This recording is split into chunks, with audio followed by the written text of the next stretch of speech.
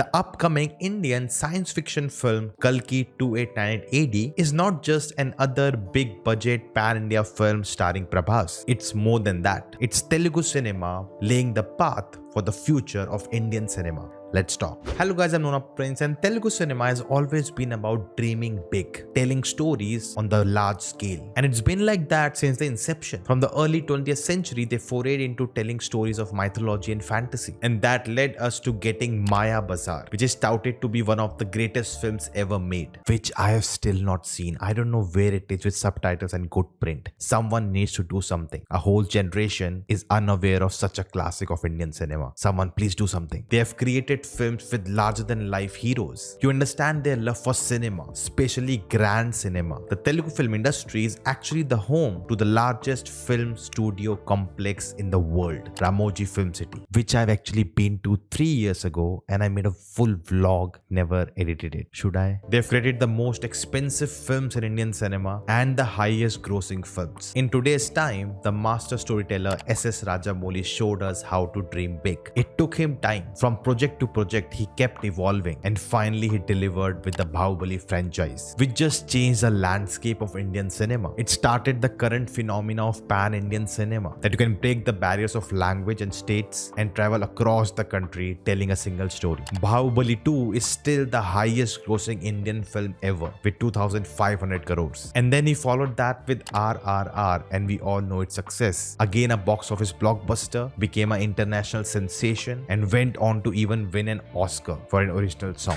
And knowing all this history, Telugu cinema is now leading the path to the future of storytelling in Indian cinema, which is interconnective narratives. You may ask, what is that? Let me give you examples. The Hollywood phenomenon Star Wars. The first film came out in 1970s, and that franchise is still going on strong. It just does not include 9 feature films across 50 years, but also live action TV shows, animated series, video games, comic books, novels, AR, VR, theme park rides, merchandise, board games, Lego sets, and whatnot. Similarly, Marvel Cinematic Universe, which created an interconnected superhero universe with all its character, first to the live action films, then went into TV shows and even animated series, which was all itself inspired from comic books. That's a similar vision what DC Universe is gonna take under James Gunn, creating an interconnected universe which will be explored through the films, TV shows, animated series, and video games. And there are so many examples in Hollywood. You create a world and it just multiplies itself. And in doing so, some are successful, very successful, and some are not. And the trick to all this comes down to the world building. And that's what Ashwin is doing. He's creating his Kalki cinematic universe. And he has already accomplished it even when the film is not even out. Now you may have a question that already in Indian cinema, we have so many cinematic universes. And that's true. Rohit Shetty Cop universe, Lokesh cinematic universe, the YRF Spy universe, the Prashant Verma cinematic universe. All of these are multiple films with an interconnected world where the characters cross over or will cross over in the future. But none of these really have a world building present. They all are taking place in the real world we live in. It's just that all these films are sharing that universe. But for Kalki, there is a world that is being set up. It's a post-apocalyptic, futuristic, dystopian world. Those are too many words. All of which is inspired from Hindu mythology. And we would enter this world through the first film. At least that's what I thought. But we got 2 episodes of an animated prelude to the film, through which we actually get to explore the world. And you may wonder, what's a big deal in this? Many times in the past, there have been animated shows or video games before the release of a big budget film. It's a PR and marketing thing. And I would actually agree, but that's what makes Kalki stand out. The team behind Kalki have done research and developed their own assets, their own world, where they have defined the functioning of the society, how people live, how people eat, how people sleep. They have gone on to defining small to small detail, from how a soda can looks in this universe to how the economics of the world works. And you witness all of this through the 2 animated episodes. It's not just a cheaply made show for marketing. They've actually put efforts into it. They've developed a whole world. They've developed characters, assets, settings, props. Both the episodes are so well directed. They are paced so well. Yes, it feels like a cartoon, but that's the point. While watching it, it reminded me of my childhood days, watching such well-made cartoons Within the 2 episodes, you're totally invested in this world. You have so many questions. You want to explore it. It is so detailed, so vast that you want to pause at moments and look at it. When the team of Kalki revealed Bujji to us, the small AI assistant, as well as the whole car, the first thought in your mind is, oh, it's just a marketing gimmick. But the truth is, why would you spend so much money and effort just for marketing? And it's not. It's part of the narrative. It's part of the story. They created a actually